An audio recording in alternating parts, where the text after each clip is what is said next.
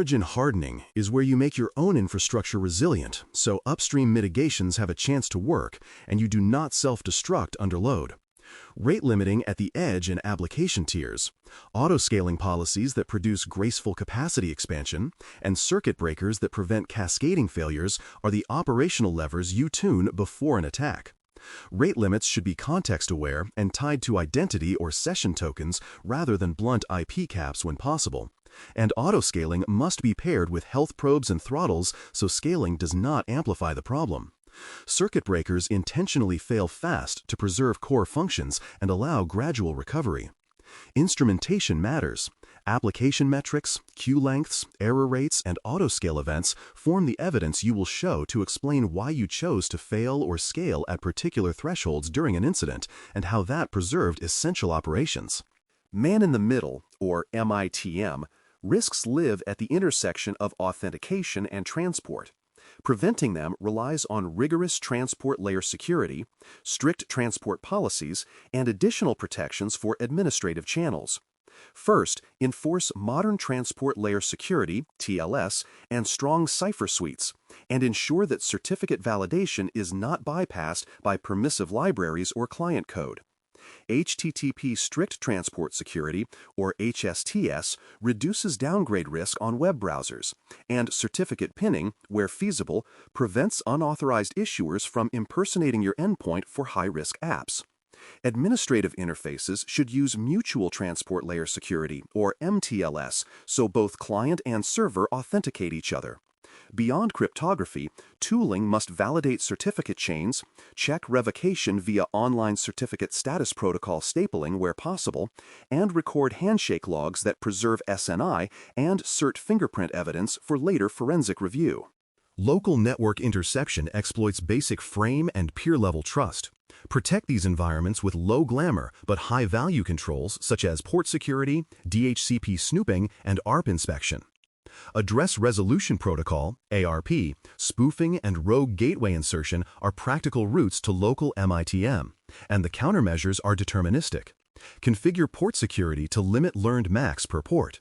Enable Dynamic Host Configuration Protocol, DHCP, to enforce trusted DHCP servers. And deploy ARP inspection to ensure that ARP replies are consistent with known bindings.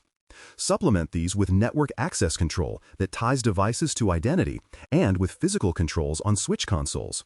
Evidence of protection includes port security violation logs, DHCP binding tables, and periodic reconciliation between switch-learned MACs and authoritative asset inventories.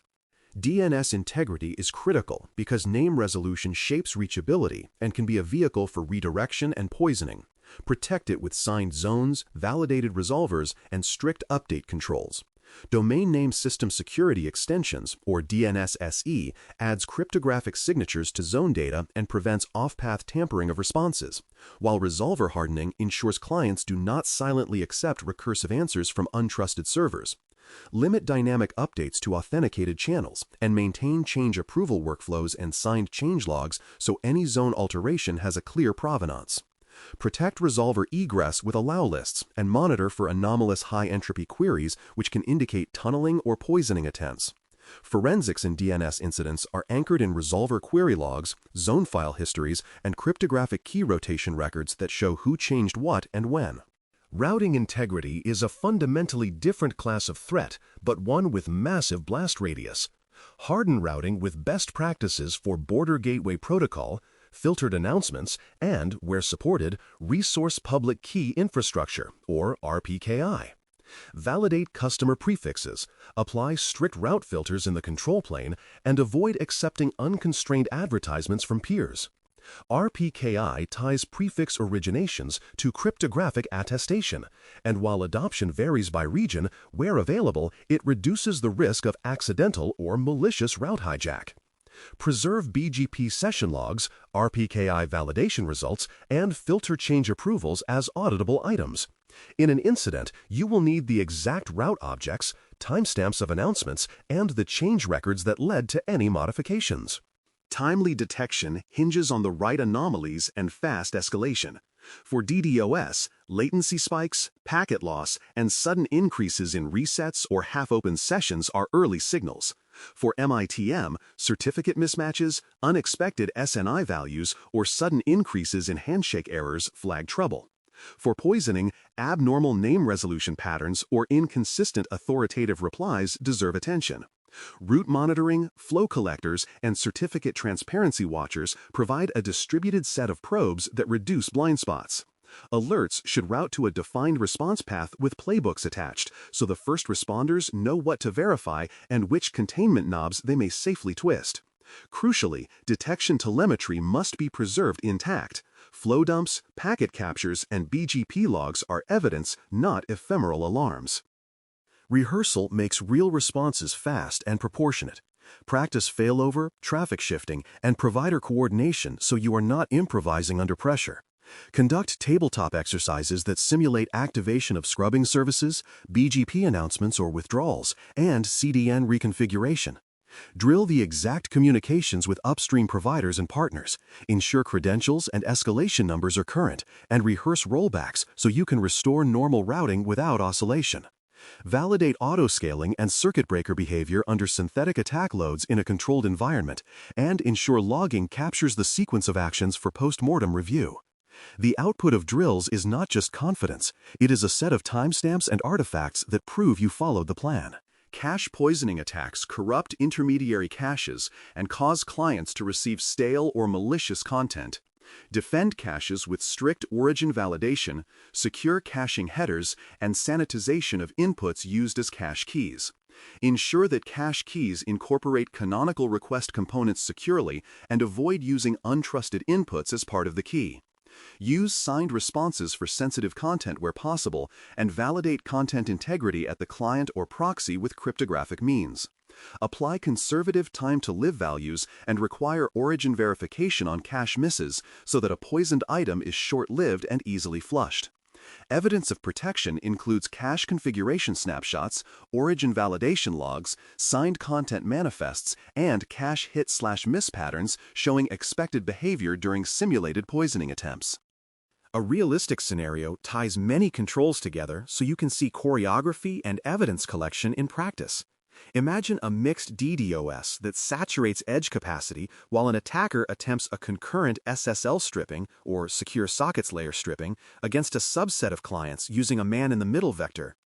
Upstream scrubbing reduces volumetric pressure, the CDN terminates most TLS handshakes, and preserves certificate integrity at the edge, while your origin enforces HSTS and certificate pinning for critical services. On the local network, port security and ARP inspection block lateral attempts to place rogue gateways, and you validate DNS with DNSSEC to prevent redirection. Evidence emerges in scrubber summaries, edge certificate logs proving no unauthorized certs were used, local switch violation records, and resolver query traces showing no poisoned answers, allowing coordinated containment while forensic data is gathered. A compact checklist pairs each family with primary and fallback controls so responders can act without flipping through large manuals. For volumetric DDoS attacks, primary control is upstream scrubbing and anycast. Fallback is aggressive edge rate limiting and temporary geoblocks. For protocol state exhaustion attacks, primary controls are protocol-aware scrubbing and transport layer throttles. Fallback is service degradation via circuit breakers and staged failover. For application attacks, primary controls are WAF rules and behavioral throttles. Fallback is stricter authentication gates or staged feature toggles. For MITM, primary controls are strict TLS and certificate validation, with MTLS for sensitive admin channels. Fallback includes short-term credential rotation and temporary network isolation. For poisoning, primary controls are DNSSEC and controlled updates, with fallback requiring manual overrides and tight resolver whitelists. Keep the checklist terse and executable, and ensure every action produces an auditable artifact. Conclude by turning these practices into concrete operational work. Schedule a DDoS readiness review and a targeted MITM and poisoning hardening sprint with clear owners and acceptance criteria. The readiness review should validate contracts and runbooks with upstream mitigators, exercise BGP changes in a sandbox, and prove your ability to scale and fail safely under simulated load. The hardening sprint should update TLS inventories, enable HSTS and pinning where appropriate, lock down DNS update paths and sign zones, and enforce local network protections like DHCP snooping and ARP inspection across management closets. Assign owners for evidence collection. Who archives scrubber logs? Who retains packet captures? Who versions BGP change records? And set a follow-up date to verify improvements. When these steps are complete, your team will have turned potential chaos into a sequence of rehearsed, provable actions that keep services running and investigations rapid and conclusive. Thanks for listening. For more audio courses, daily newsletters, and more, please visit baremetalcyber.com.